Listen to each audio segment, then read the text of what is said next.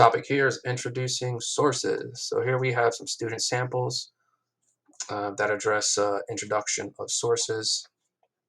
And so this needs to be improved. Let's take a look at the first one. An article titled The Automobile Age, published by the Wilson Quarterly. Okay, so a couple things here. Uh, the automobile age, I understand why they're using the quotes to talk about the title of the article, but you could also give me the author, what's the name of the author? And then they also give the title. They're giving me the journal that it is in as well. And so this should be in italics. And then you could also put this, maybe underline that.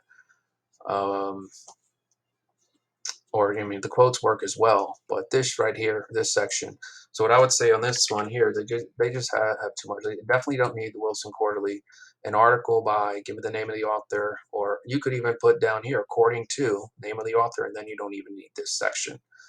So the one thing is you don't want to be repetitive. According to Bob or Johnson, and then the next source is according to Randy Quaid, and then the third one is, I don't know, but you just don't want to be repetitive. In the novel, Jay Gatsby accumulates wealth to try and get his love, Daisy to love him back, although love was great. Jacqueline Lance writes about how the theme, okay, so here's, that's what I was saying. Jacqueline Lance writes about how this theme of wealth is expressed throughout the book through the automobile mentioned in her article, The Great Gatsby. So, again, like this is fine. Like this would be ideally what I'm looking for. In this case, they're giving me the name of the author. They're also giving me the name of the piece that they are citing there. And again, you could have put this in italics. You could use the quotes. You just want to make sure that you're not using, this for all of them. For example, if we go back to the first one, if we put then this in quotes, it becomes difficult to kind of figure out some of the info there. And so if there's a New York Times, you would put this, would use the underline for that one. Let's go to the next one.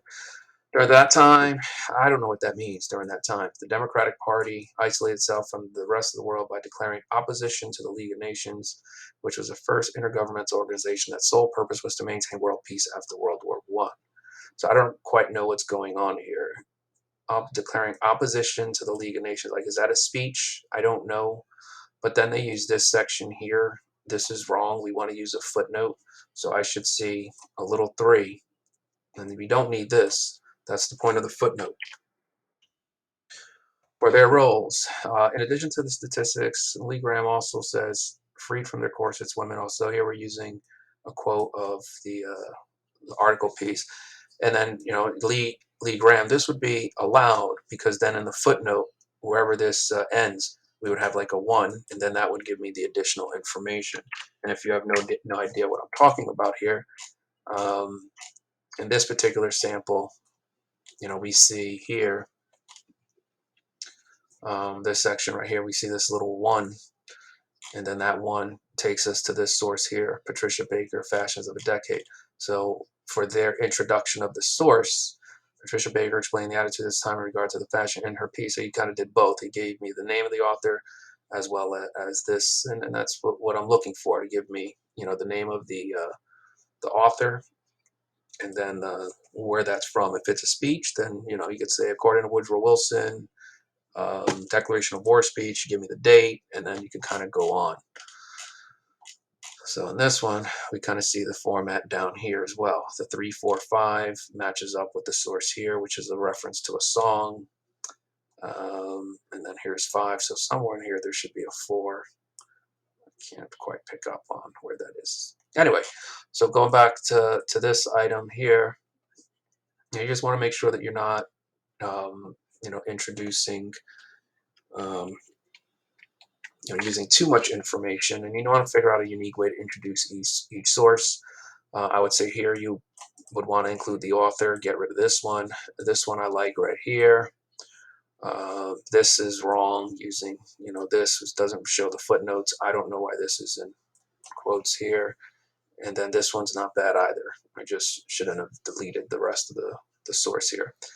You can introduce primary source or treaties according to the Treaty of Versailles, Article 231, and then you give me the text of the Treaty of Versailles. You can introduce your speech. And then when you're finding speeches or some of the treaties, it becomes difficult. Sometimes you don't have all of the information, so you could just give me the year. You say like 1918, Treaty of Versailles, or if it's a speech, you're going to have to name the speech. But you shouldn't be giving me the links to the website, because these are actual primary source documents that would show up in the works cited page where you're telling me where you accessed it. Anyway, that's it.